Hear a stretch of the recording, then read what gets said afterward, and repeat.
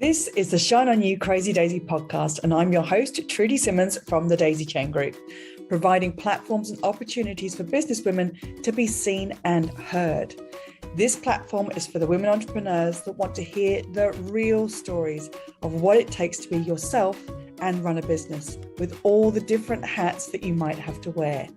Come and join the Shine On You Crazy Daisy membership, offering online networking, co-working, collaboration and monthly masterclasses for you to grow your knowledge. Go to thedaisychaingroup.com for more information. These are the platforms to hear and share the stories of the tenacious, the rebellious, and the resilient women that are working towards the future that they build for themselves and their families. Hello and welcome to the Shine On You Crazy Daisy podcast. I'm your host, Trudy Simmons, and today I am thrilled and excited to introduce you to Marie Alessi from Loving Life After Loss. Marie, thank you so much for being involved in the book and the podcast. Please tell us about your business. Trudy, thank you so much for having me. And it is such an honor. Like when you asked me, I knew I had to say yes. What can I tell you? Our movement was started 3.5 years ago, and I literally wanted to provide a different approach on how to handle grief. And my goodness, you have achieved so much. Your chapter is heartbreaking, heartwarming, life-affirming. Let's start at the beginning. Why did your 10-year-old son have to ask you, who's going to look after us, Mummy? And how did you respond to that?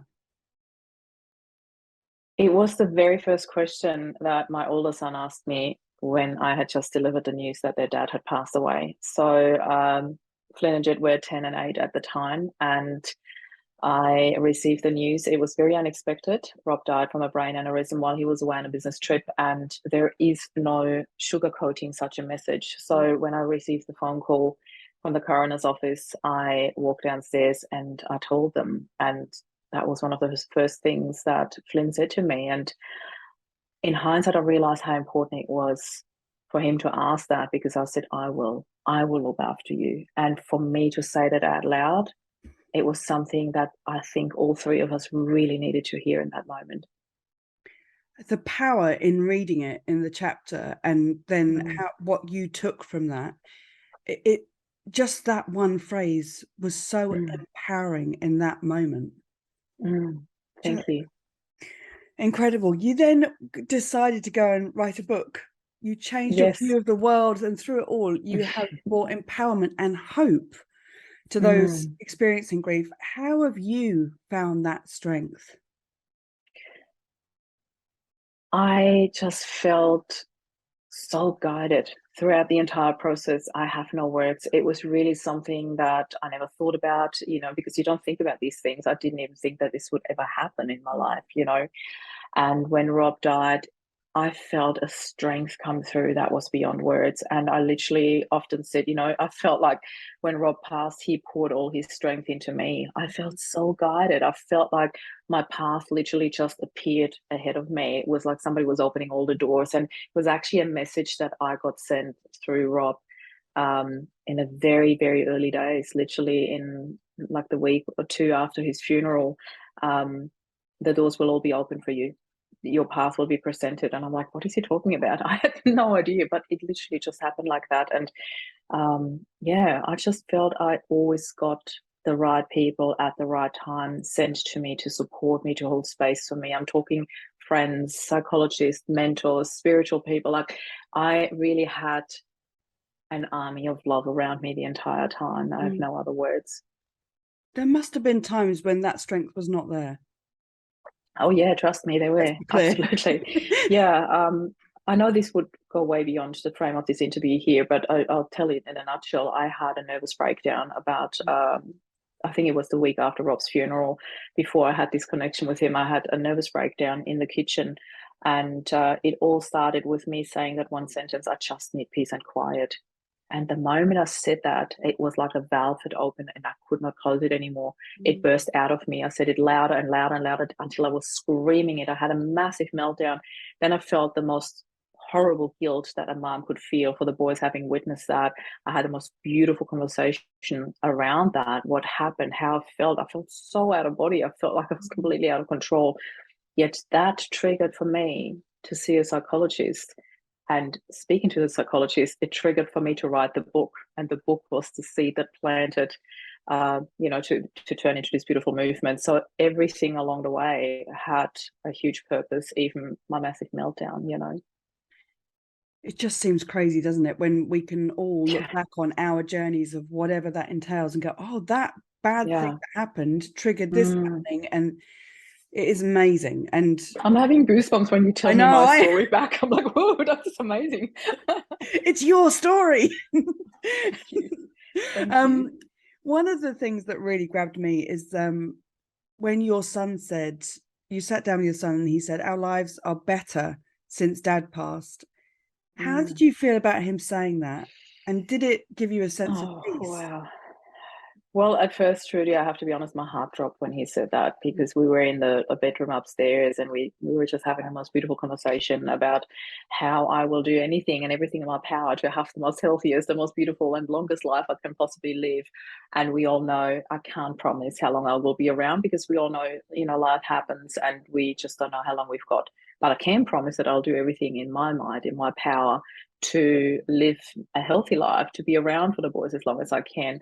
And we're having this beautiful conversation, and all of a sudden Flynn said, I have got something to tell you. And it was really confronting for him. I could tell the vastness of whatever was to come. And I said, I encouraged him to say it. And when he said that, my heart dropped at first. Our life has sort of gotten better since Dad passed. And I looked at him and I really tried to stay strong and hold space for him. And then he said something that was so magical. And that was the most beautiful proof for me that I was on the right track. And he said, it's not because of Dad. It's not because Dad passed. It's because of what you made of it. And I was like, oh, that was just, the most beautiful proof that I was on the right path. To hear that from my own son at the age of, how old was he? 11 at the time. That was incredible, absolutely incredible. I just kind of want everybody to hear that and to feel it, because it's an unbelievable thing for an 11-year-old to say, but it almost the wisdom. like the wisdom. Rob coming through and saying, you've done the right thing. Look at our kids. Look at what you've achieved. It's just it's so beautiful when you say that. Thank you. It's such a gift. Thank you. It is a gift. But you're the gift in how you've responded to this and what you've achieved and what you made decisions. I was going to say what you've decided, but what the decisions that you've made along the way have not just benefited you and your family, the movement of loving life after loss has grown so much, and you've done so much. And it must feel like some days that it's all too hard, but you've done it.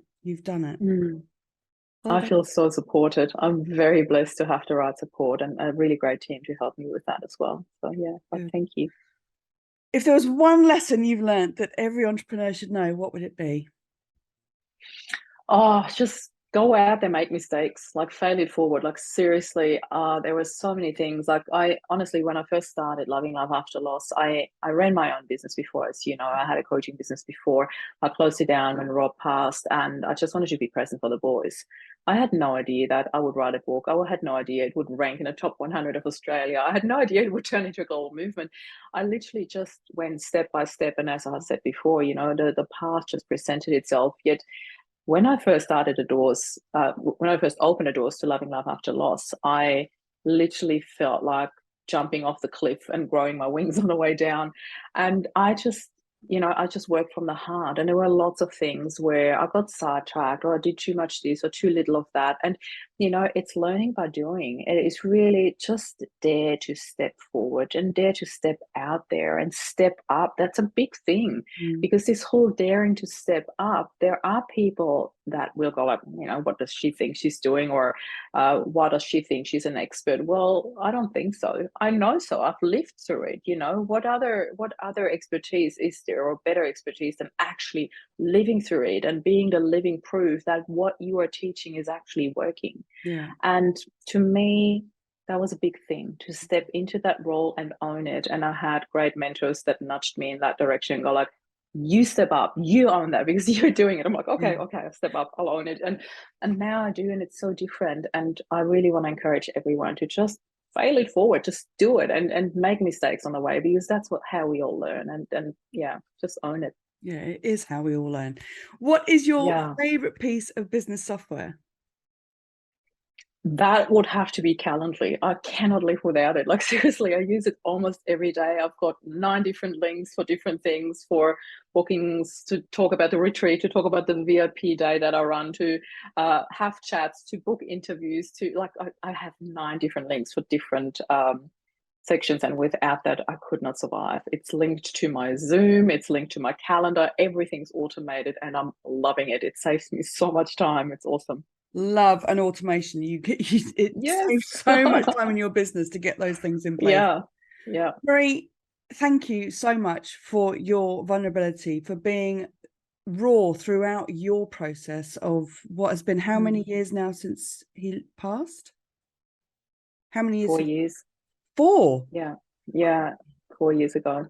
You have really lived it with your heart on your sleeve. And for all the people that are going through grief, find out about the movement, because it's loving, and you that. So thank you so much for Thank you being in the so book. much. I really appreciate it. Thank you for and doing it. I I love it. can't wait to get your story out there.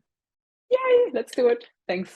Thank you for watching. If you like what you saw, please like the video and click the subscribe button for this channel for more inspiration.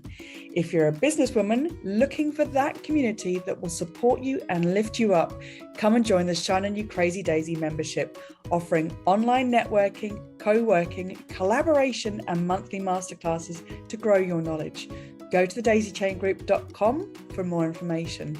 And for even more inspiration, please go to the link under the video and get your copy of the Shine On You Crazy Daisy series of books with inspirational and motivating stories from businesswomen around the world.